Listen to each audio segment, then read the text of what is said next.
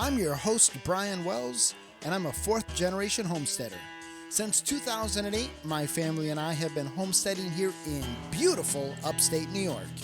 In 2019, I launched the Homestead Journey podcast to help people just like you get started and find success on their journey towards self-sufficiency, self-reliance, and sustainability. This is the Homestead Journey, and this is Season 4. Well, hello everyone, and welcome to another episode of the Homestead Journey podcast. My name is Brian Wells. This is Season 4, and I am coming to you from 3B Farm and Homestead here in beautiful upstate New York.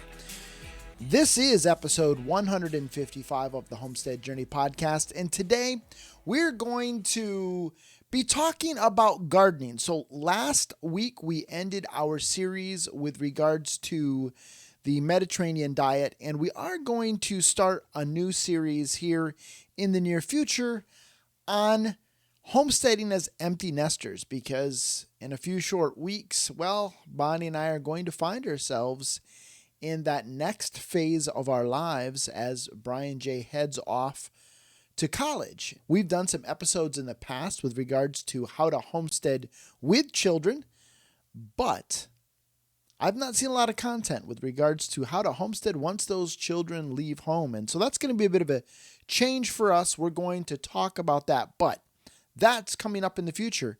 Today, we're going to be talking about whether or not your USDA hardiness zone, or your growing zone, as some people refer to it, matters when you are planting your vegetable garden. But before we get there, I do want to go ahead and bring you up to speed with what we've been doing here on 3B Farm and Homestead. So let's jump on over to this episode's Homestead Happenings.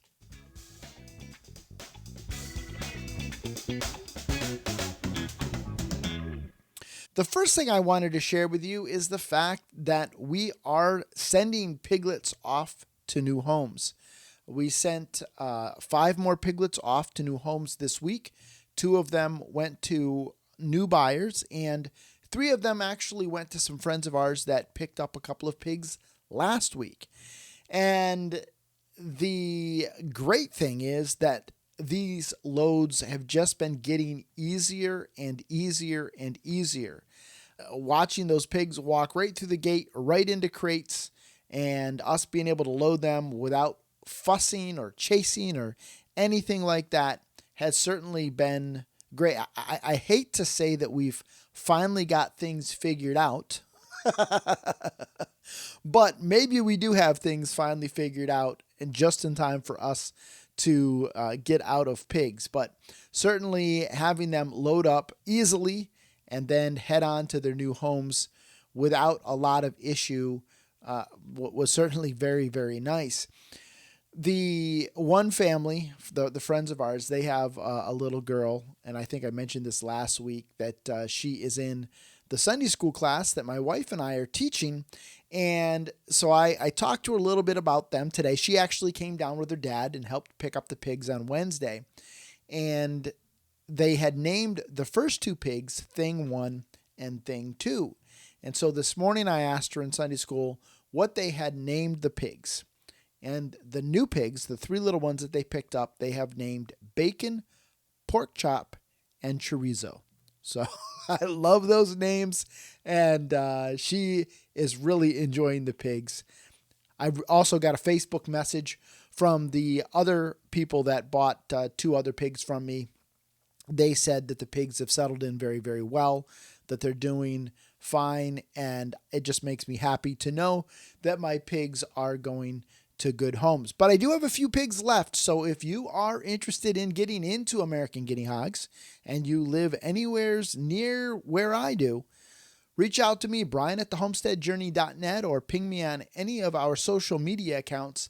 I will make you an offer you cannot refuse. So we do have 2 other little pigs left, feeder pigs. They're about a year old. And one of the other things we did this week is actually move them from the pen where they had been, which had kind of gotten waterlogged and soggy, and moved them up to the Ruth stout bed. And they've been up there doing some work for me, kind of rototilling that up and dealing with some of the weeds that had kind of gotten away from me a little bit.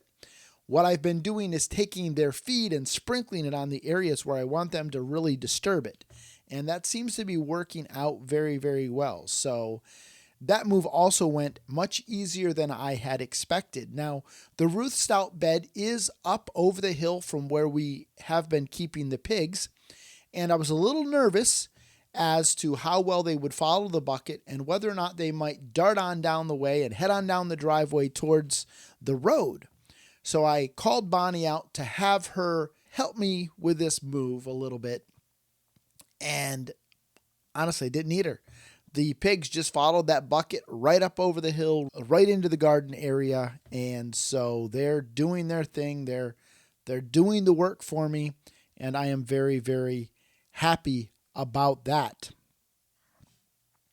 Once I was able to get the 3 little pigs onto their new home, bacon, pork chop, and chorizo, that opened up some area for me to do some work on our chicken coop that I had been needing to do.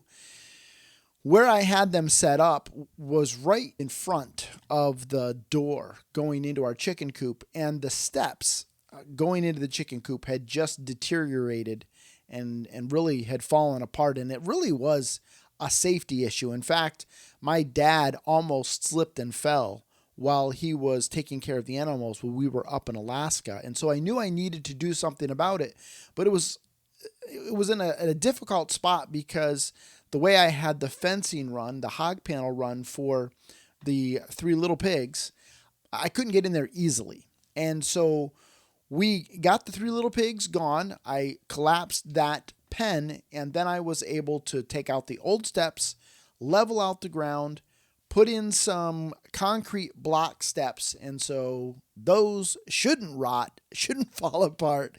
And Bonnie definitely was much happier with that over the old, dilapidated steps that had been falling apart and really needed to be replaced for a while. This week, I also started clearing out the raised beds in preparation for getting those planted. Now, I had quite a bit of things going on in the evening this week, so I wasn't able to get as much of that done as I wanted to, and I certainly am a bit behind as far as where I normally would be with regards to having things planted. Usually by now I'd have my peas planted. I'd probably have spinach and radishes and carrots, and a lot of the cool weather crops would already be planted. And right now, besides my garlic that I planted back in the fall, I have nothing up in my raised beds. But this week I did go through and spend some time weeding those raised beds and preparing them for us to be able to get things planted. So hopefully I'll be able to get some things in the ground, although it is supposed to rain all this week. In fact, yesterday and today it's been rainy. It's just been miserable, overcast. Not really that heavy rain, just that miserable kind of misty, just enough to make things uncomfortable. So yeah, I'm probably being a little bit of a softie here. It's like, come on, man up, get out there and get it done. But I just didn't want to get out there and get wet and nasty, and so I haven't. But I may have to do that. If I'm going to get things in the ground and not get really, really far behind, I may just have to suck it up, Buttercup, and get out there, because certainly the peas aren't going to pop up if I don't get them in the ground. The lettuce, the spinach, and all of that kind of stuff that could be in the ground, could be germinating, could be popping up, not going to pop up if I don't get it in the ground. So we'll see how things go this week, but certainly it doesn't look good. It does look like this week is going to be a bit of a washout. So we'll see. But it did certainly feel good to get my hand in the dirt and to start prepping those beds. And I am excited to hopefully get some seeds in the ground this week and really get garden 2023 underway. I did want to just provide you with a bit of an update on the seed starting system. That is working out really, really, really well. My tomato plants are up probably 4 inches. My peppers are up probably 3 inches. My brassicas are looking good.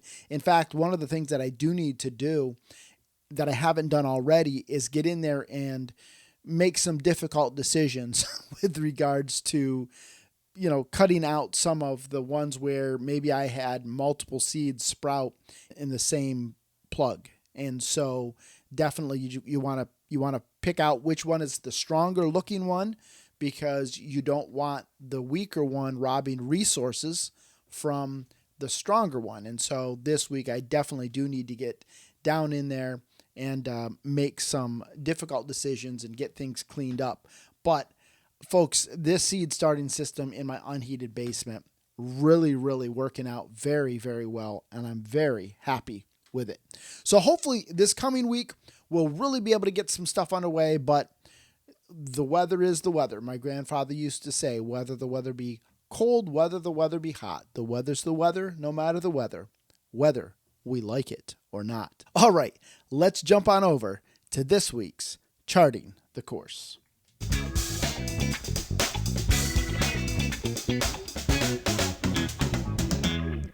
So on this week's Charting the Course, I wanted to spend a little bit of time talking about USDA growing zones or hardiness zones and whether or not they actually matter when talking about planting a vegetable garden.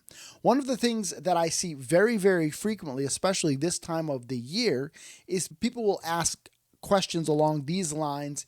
I'm in zone 5. I'm in zone 5A. I'm in zone 5B, whatever it is. Is it too early to plant beans outside? I saw somebody ask that exact question, actually. I can't remember if it's this past week or the week before, but recently in one of the groups that I'm a part of, actually a group that I'm an admin in. And so I replied to that individual and I said, actually looking at the wrong thing.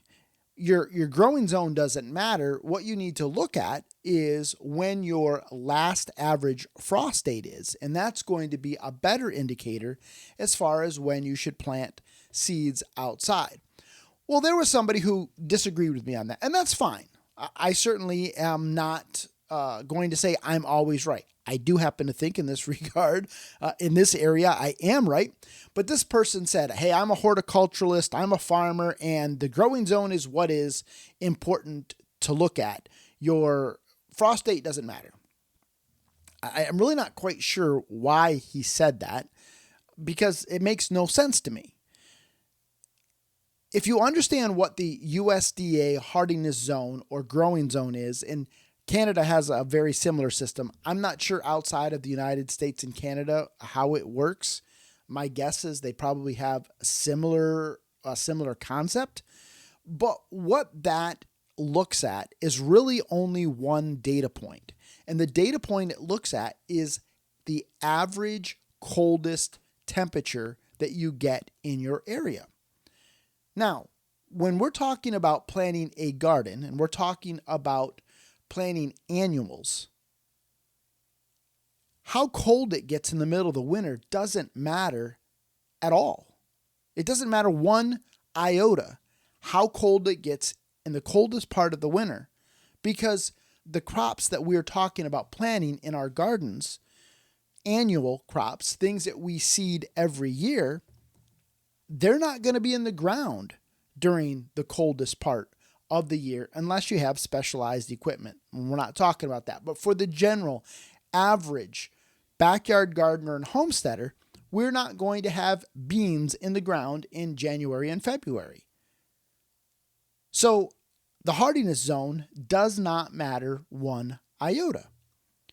What matters when it comes to planting things like that really is 3 or 4 other data points. First is your last average frost date. Second is your first average frost date. Third is the amount of time between those dates, which we would refer to as your growing season. And finally, we would look at your ambient temperatures, both your air temperature as well as your soil temperature. There are certain things that are going to be what we refer to as cold hardy. So that would be things like spinach, brassicas, kale, cabbages, things of that nature. Carrots are cold hardy.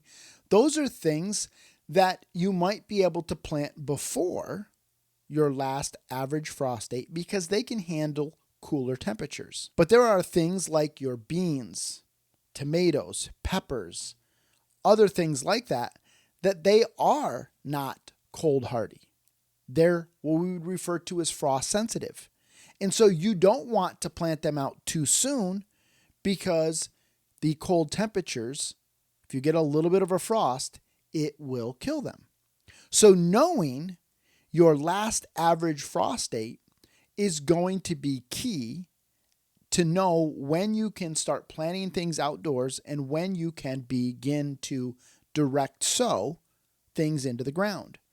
In fact, many of your seed packets are going to refer to your last average frost date to let you know when you can direct sow or when you might want to start them indoors. So things like your tomatoes and your peppers, they might say sow indoors 4 to 6 weeks before your last average frost date. Now, knowing your first average frost date is also key because that's going to let you know how long you can kind of push things. And you may have to do a little bit of math to back up to know, okay, if I sow this particular vegetable and it takes 85 days to reach maturity, if my first average frost date is, let's say, October 15th, I've got to count back 85 days at least to say, okay, this is what it's going to take for me to be able to get a harvest. Otherwise, I'm just wasting space in my garden and I'm wasting seed if I plant beyond that. So you're not going to want to plant something, and I don't know what 85 days from October 15th is. No idea. I've just made up that date. But certainly I know that if I plant it on September 15th, that's a fool's errand. It's never going to reach maturity. I'm never going to achieve a harvest if I plant it too late. So knowing your first average frost date is important from that regard.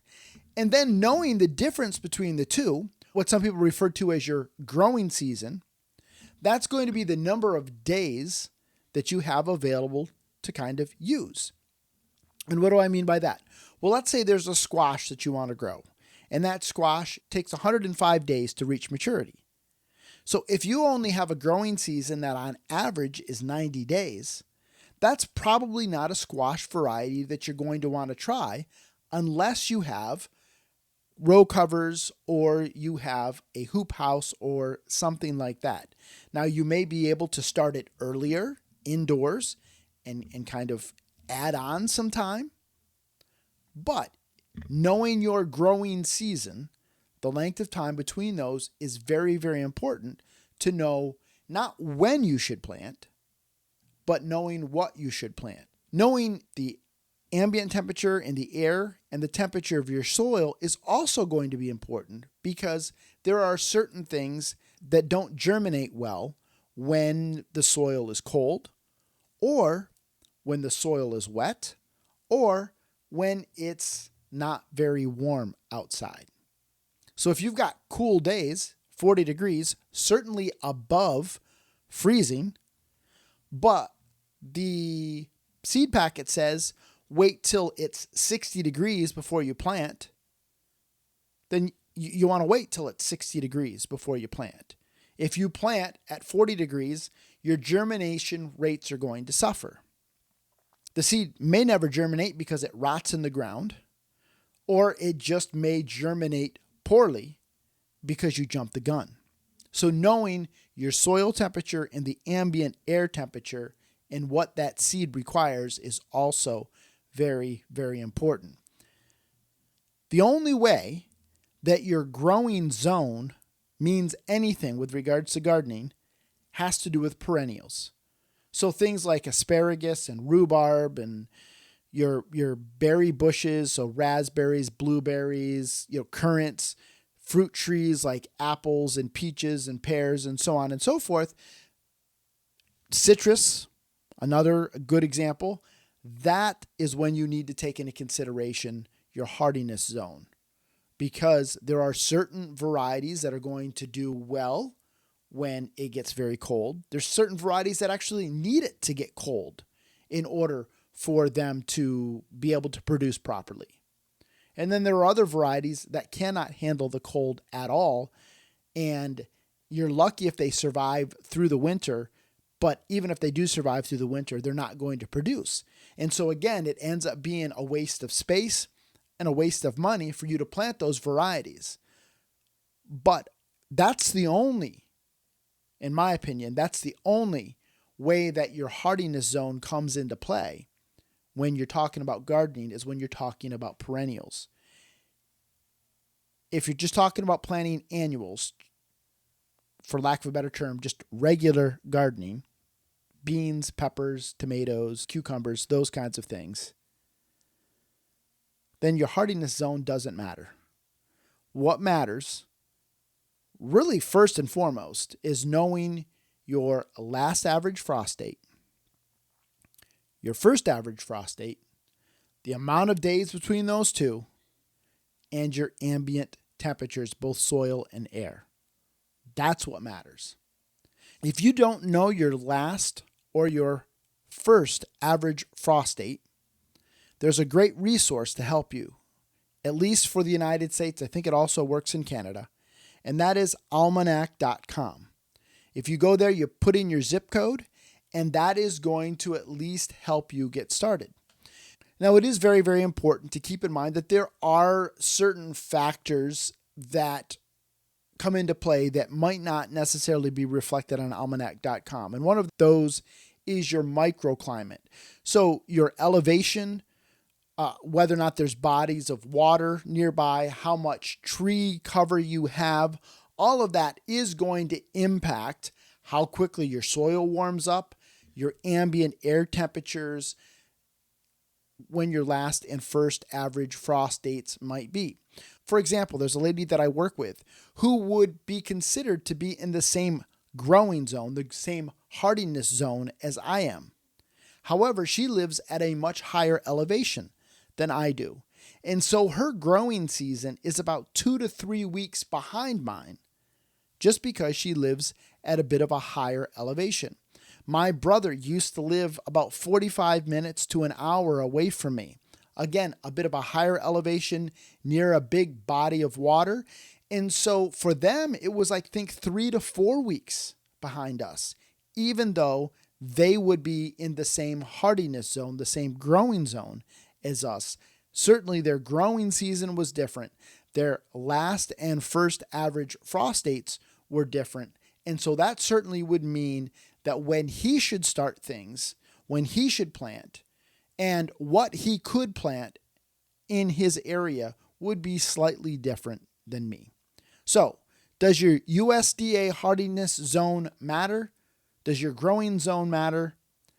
In my opinion, when we're talking about annuals in your vegetable garden, it doesn't matter one little bit. Whether you're 5A, 5B, 4, it doesn't matter. Because you're not planting things when it's going to be really, really cold.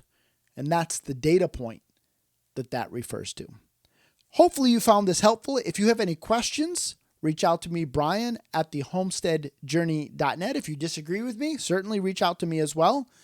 You can find me on all of the socials, or again, email address Brian at thehomesteadjourney.net. Before we close out the show today, I did want to remind you that we do have our free newsletter available. So if you haven't already signed up for that, head on over to our website, thehomesteadjourney.net/newsletter to find out more, to get signed up.